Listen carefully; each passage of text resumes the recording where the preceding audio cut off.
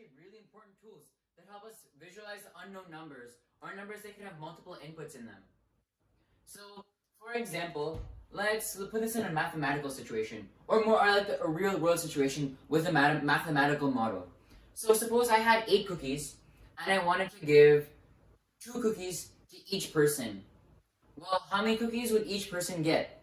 Well, we could solve this by simple division based on a word problem. And it would be something like 8 divided by 2 is equal to 4. And 4 would be how many cookies each person would get. But suppose we were given something more complex. Say, if I had 8 cookies and each person were to receive 4 cookies, how many people are there? So I would do something like 8 divided by some unknown number is equal to 4 cookies. Then this unknown number represents how many people there are.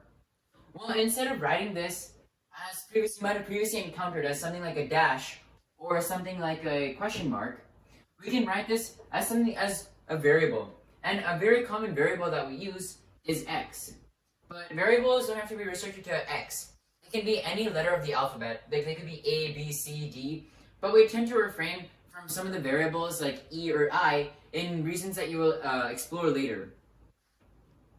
Okay, so now we can also use variables to represent something that has multiple inputs. So, for example, suppose I was working in a movie theater and I earned $10 times, my total pay was represented as $10 times the time that I worked. So 10 times the time that I worked was going to be equal to my total pay. Okay, and instead of writing all these words out, we can represent them as single letter variables. So for time, what we commonly see is 10t, t for time. And for total pay, we can't use t again because t is already used to represent time. So for total pay, we're going to use something called p because pay starts with a p. Alright, so now let's do something. Now let's say, what if I worked for 5 hours this week? And how much would my total pay be? Well, we could just plug the 5 in for t because t is just a placeholder, it's a variable. So instead of t, we would write it as 5. So 10 times 5 is equal to p. And 10 times 5 is obviously equal to 50. Well, what if I worked 6 hours in a week? Well, instead of putting 5 for t, I would use something like 6.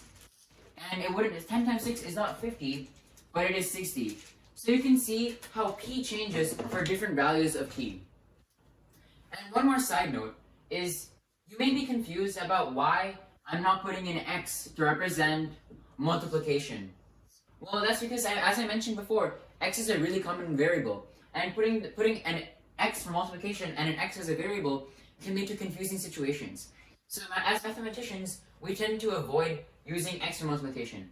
Instead, we use either dots, so like a dot like these, or we can just leave this alone. So if we have a constant and a variable together, we don't have to put a dot or an x or like an x for multiplication.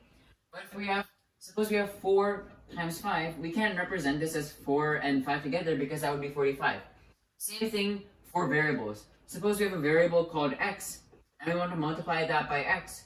We can't represent that as xx because that's not how it works. And then one more thing is you can multiply 2 constants together. Notice how I said you can't use 2 constants like this? Well, as long as they're in parentheses. So suppose we were to do 5 times 6. Well, this is the same thing as 5 times 6 like this.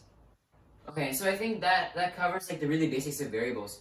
And we're going to talk about how we can solve variables from equations later.